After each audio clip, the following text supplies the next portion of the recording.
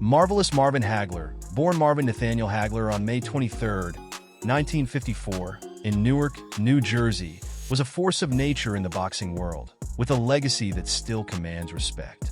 Raised by his mother, Ida Mae, alongside 5 siblings, Hagler's early life was far from glamorous. After surviving the violent Newark riots of 1967, his family relocated to Brockton, Massachusetts, a move that would set the stage for Hagler's rise to greatness. From an early age, Hagler dreamed of becoming a champion, idolizing boxing legends like Floyd Patterson and Emil Griffith. At just 10 years old, he first put on a pair of boxing gloves, but his true journey began when he dropped out of school at 14 to help support his family by working in a toy factory. Despite the hardships, Hagler's unwavering determination to succeed in the ring never faltered, promising his mother he would one day buy her a home. And he delivered. Hagler's professional boxing career began in 1973, and by 1980, he had achieved what many only dream of, becoming the undisputed middleweight champion of the world. His reign lasted an incredible 7 years, with 12 successful title defenses, most ending in knockouts. With a knockout percentage of 78%, Hagler earned his place in history as one of the hardest-hitting middleweight champions to ever step into the ring. His reign was the second longest of the 20th century, cementing his status as a dominant force in the sport. In 1982, Hagler grew tired of announcers failing to acknowledge his nickname, so he legally changed his name to Marvelous Marvin Hagler, making sure the world knew exactly who he was. Known for his relentless style, Hagler was not only one of the most feared punchers, but also possessed an iron chin, having only been knocked down once in his entire career, an incident still debated to this day. Throughout his career, Hagler collected numerous accolades, including being named Fighter of the Year twice by the Ring magazine and the Boxing Writers Association of America. He was also honored as Fighter of the Decade 1980s by Boxing Illustrated. In 2001 and 2004, the Ring ranked him as the 4th greatest middleweight of all time, while the International Boxing Research Organization placed him 6th. Hagler's legacy was further solidified when he was inducted into both the International Boxing Hall of Fame and the World Boxing Hall of Fame. His name will forever be synonymous with greatness. With a career that included legendary battles and a reputation for ferocity, power, and resilience, he remains one of the most celebrated middleweights in the history of the sport. His legacy continues to inspire fighters and fans alike, ensuring that his impact on the boxing world will never fade. About personal life. Beyond the glories of the boxing ring, Marvelous Marvin Hagler's personal life was filled with love, family, and new passions. He had 5 children with his first wife. Their relationship began in their teenage years, and though their marriage lasted 10 years, they parted ways in 1980. In May 2000, Hagler found love again with his second wife, Kate Guerrera, an Italian, whom he married in Pialtello, Italy. The couple settled in Milan, where they lived until Hagler's passing in 2021, with Kay by his side as he pursued new ventures post-retirement. Hagler's children, including Marvin Jr., James, Gentry, Celeste, and Sherelle, remain an important part of his life, even as his career took him around the world. After his boxing career, Hagler embraced a new chapter as an actor, moving to Italy and starring in several Italian action films, showcasing his charisma and versatility. His life after boxing was a testament to his ability to reinvent himself, following his passions beyond the sport that made him famous. Hagler's legacy extended far beyond the boxing ring, as he was deeply committed to giving back through various charitable efforts. He was actively involved in supporting youth programs, often visiting schools and community centers to inspire young people to stay engaged in positive activities and away from negative influences. He contributed to numerous charitable organizations, focusing on causes that helped underprivileged children and families. Even after his retirement, he continued to make a difference by conducting boxing clinics and workshops, sharing his expertise with aspiring boxers, and often donating the proceeds to local charities. In honor of his philanthropic spirit, the Marvin Hagler Memorial Fund was established after his passing to continue his work, particularly in youth development and education. His dedication to helping others left a lasting impact, cementing his legacy not only as a champion in the ring, but as a champion for his community. About professional career. Marvelous Marvin Hagler's journey to becoming a world champion was marked by a series of struggles and hard-earned victories. As a top-ranked middleweight for several years, Hagler found it difficult to get high-profile opponents willing to fight him. Early on, boxing legend Joe Frazier famously told him, "You have 3 strikes against you. You're black, you're a southpaw, and you're good." This trio of challenges forced Hagler to travel to his opponents' hometowns to secure fights, often facing local favorites. His first major opportunity came with a short-notice bout against Willie the Worm Monroe, trained by Frazier. Although Hagler lost a close decision, Monroe was impressed and granted him a rematch. In the rematch, Hagler knocked Monroe out in the 12th round and then decisively won a third encounter, stopping Monroe in just 2 rounds. With these victories, Boston promoter Rip Valenti took an interest in Hagler, helping to secure bouts against tougher opponents.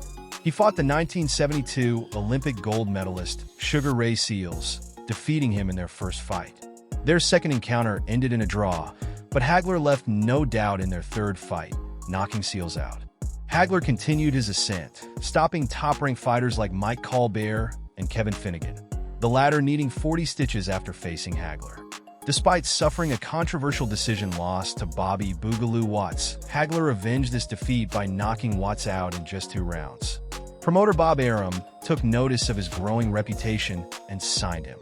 In 1979, Hagler earned his first shot at the world middleweight title, fighting reigning champion Vito Antuofermo at Caesars Palace in Las Vegas. In a 15-round battle against Antuofermo, most ringside observers believed Hagler had done enough to win the title, but the judges ruled the fight a draw. Despite the strong belief by many that Hagler was the rightful winner, Antuofermo retained the title, leaving Hagler deeply frustrated. This result marked a pivotal moment in Hagler's career, but it only fueled his determination to claim the championship.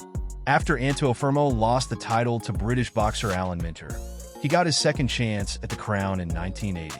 Traveling to Wembley Arena in London, Hagler faced a hostile crowd, further incensed by Minter's racially charged remark, "No black man is going to take my title." Minter later clarified that he was specifically referring to that black man, but the damage was done. In the fight, Hagler dominated from the opening bell, opening multiple cuts on Minter's face.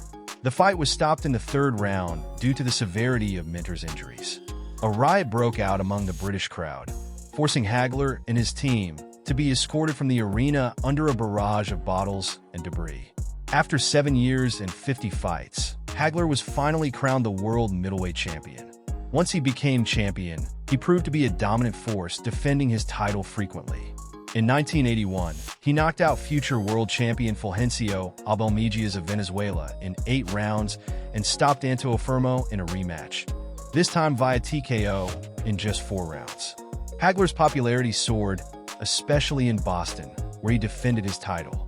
He faced a series of tough challengers, including the Syrian-born Mustafa Hamsho, who resisted for 11 rounds before being stopped. Next, Hagler demolished Michigan's William Caveman Lee in 1 round. In a rematch against Abelmejias, this time in Italy, he knocked him out in 5 rounds. British champion Tony Sibson also fell to Hagler's power, lasting 6 rounds in a spirited contest. Another challenger, Wilfred Cyprian, was dispatched in 4 rounds, solidifying Hagler's reputation as a formidable champion. On November 10, 1983, Hagler faced the legendary Roberto Durán, the reigning WBA light middleweight champion, who moved up in weight to challenge for Hagler's title. In a hard-fought 15-round contest, Durán became the first challenger to last the distance with Hagler in a championship fight. After 13 rounds, Durán was ahead on 2 scorecards, but Hagler's late surge secured him the unanimous decision victory. Despite swelling and a cut on his left eye, Hagler powered through the final rounds to retain his middleweight title. Next up was Argentina's Juan Roldan, who became the only fighter officially credited with knocking Hagler down, though Hagler protested that he had been pushed to the canvas. Hagler dominated the fight, cutting Roldan's left eye and ultimately stopping him in the 10th round. Hamsho was given a rematch, but Hagler dispatched him even more quickly this time, stopping him in just 3 rounds. Hamshow's multiple headbutts only incited Hagler's fury, leading to a brutal stoppage. On April 15, 1985, he faced Thomas the Hitman Hearns in one of the most iconic bouts in boxing history, famously dubbed the War. From the opening bell, the two fighters engaged in a ferocious exchange. In the first round, Hearns landed a devastating right hand, but Hagler absorbed it and relentlessly pressed forward. The pace remained furious in the second round, despite Hagler suffering a cut on his head. Hearns, dealing with a broken right hand, began to lose mobility by the end of the round. In the third round, with blood streaming from Hagler's head, the fight was paused for the ringside doctor to examine the cut. The fight was allowed to continue, and Hagler quickly capitalized, landing a powerful overhand right that sent Hearns to the canvas. Though Hearns beat the count, the referee stopped the fight as Hearns collapsed into his arms. The bout lasted just 8 minutes and 1 second, but it was heralded as a classic. Hagler retained his title, and the fight was later named Fight of the Year by the Ring magazine. His next defense came against John Mugabe, an undefeated Olympic silver medalist with a perfect record of 26 wins, all by knockout.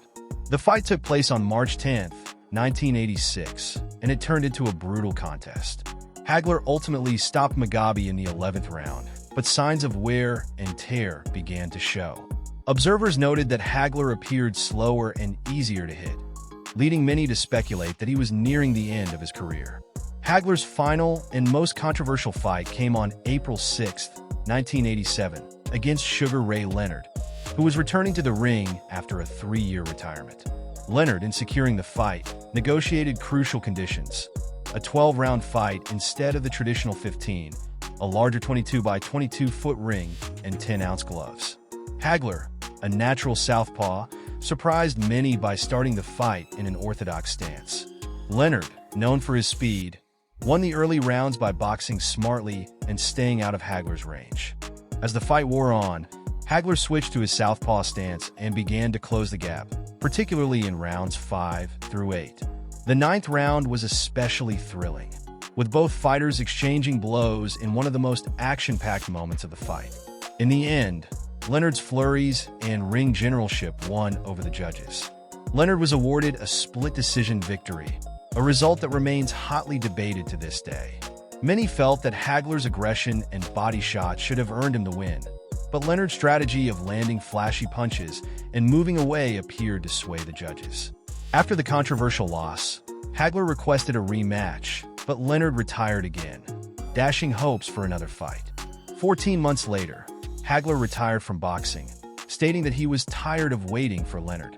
Though Leonard later offered Hagler a $15 million rematch in 1990, Hagler declined, having settled into his new life as an actor in Italy.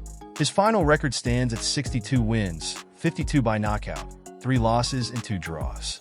He retired as one of the greatest middleweight champions in boxing history, leaving behind a legacy of fierce competition, unforgettable fights, and a reputation as one of the toughest and most skilled fighters to ever grace the ring.